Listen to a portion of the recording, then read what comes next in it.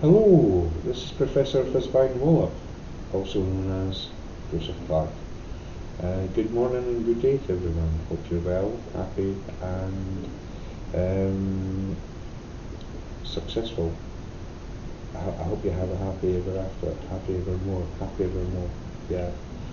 I'd like to talk about mental health charities. I've been involved with two mental health charities. One no for a few years now, but since I've been living where I am, I'm involved with a mental health charity called Health in Mind. Their head office is in Edinburgh at Shandwick Place. Health in Mind. So I'd like to show support for them. If you're able and willing, could you make a small financial donation to them? Their head office is 40 Shandwick Place, Edinburgh.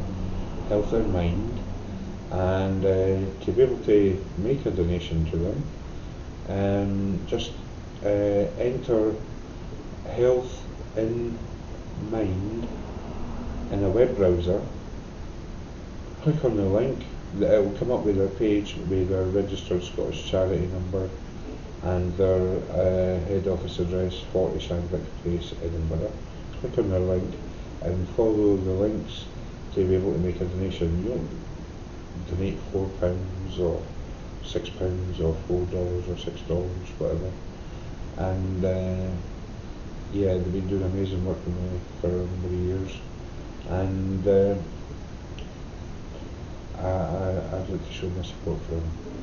And another mental health charity that I've been involved with in the past, I have fond memories of as well, is the Scottish Association for Mental Health, SAMH.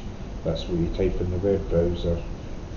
They offer support and services as well, and a lot of information about different conditions and support on helpful techniques and things you can do, web blogs and stuff like that.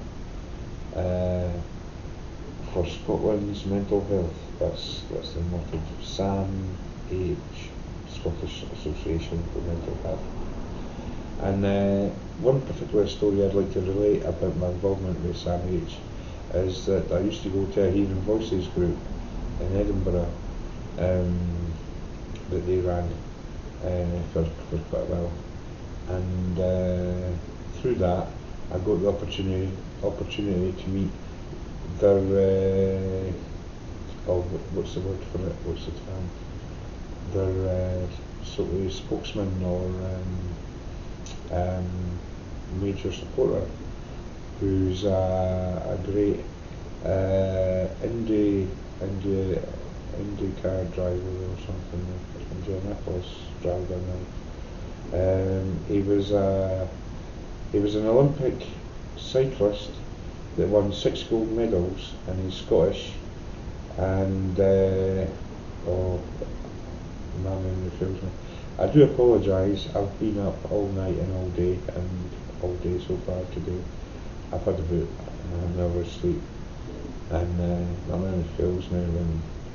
And he's won 6 gold medals at the Olympics for cycling, Scottish, and he's now a racing car driver in America somewhere. Indianapolis or Indy 500 or something, I think it's called. I got him to sign a copy of one of my joke books, that I read some jokes and helped develop, recapture my sense of humour again. And what's his name? Where is it? Is it right? I'll find it and tell you what his name is in a future video, and tell you a bit more about that. I told him a joke. He says, that's an old one. It was a joke at a joke book. But I'll do more homework now. And I just want to update you that I've had quite a few hospitalisations in the past year in a psychiatric hospital in Edinburgh, the Royal Edinburgh Hospital. And the most recent two, I was detained under the Mental Health Act yet again, Scotland Mental Health Act from 1983. Those happened started December, roughly, and that's why I've been missing in action and trying to gather the pieces of my life together again. What was going on prior to, during, and just after the hospital mission was that I was convinced someone nearby in terms of spatial geometry, and this person's associates were out to get me, try to kill me, and that. I've been getting death threats for people driving past in cars and stuff like that, and abuse and people talking about me and all the rest of it. Just voices. But I was standing on corners making audio recordings into my phone of car license plates, say all the white cars in the area, must have done hundreds of them, pointing at them, getting messages on the license plates saying that in one of them that the devil was in one of them, and it was all connected to him, and that's why they were trying to kill me and that. And I responded to that perceived threat. I'll admit it. You try and protect yourself when you're absolutely 100% convinced someone's trying to kill you and use it to get you.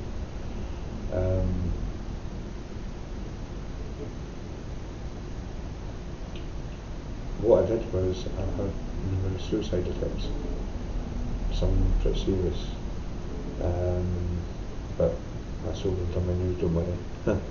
I'm currently reasonably well, and yeah, schizophrenia is quite a challenging condition. So I'll update you on a recent video I made about the chemistry of carbon. As you can see behind me, I got it right the first time. The empirical formula for alkenes and alkynes, right? Alkenes are C2H2N.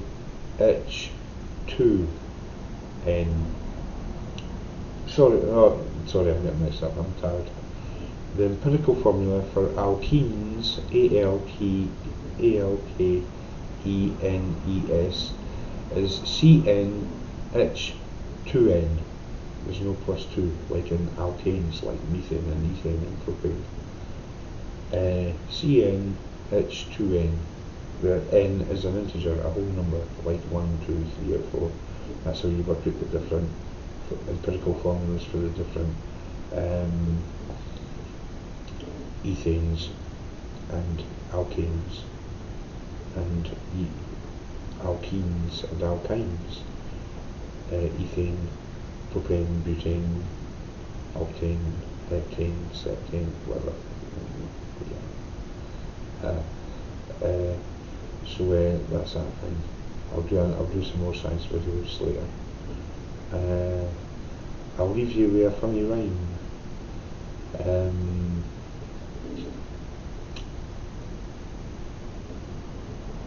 There was a guy called Bob who was very good at his job, but he collected so much honey that sold for some money, and now he owns a hive of drones because Bob was a bee. Take care, look after yourselves, look after each other, and do your best to stay well. All the best. Give yourself a spine wallop.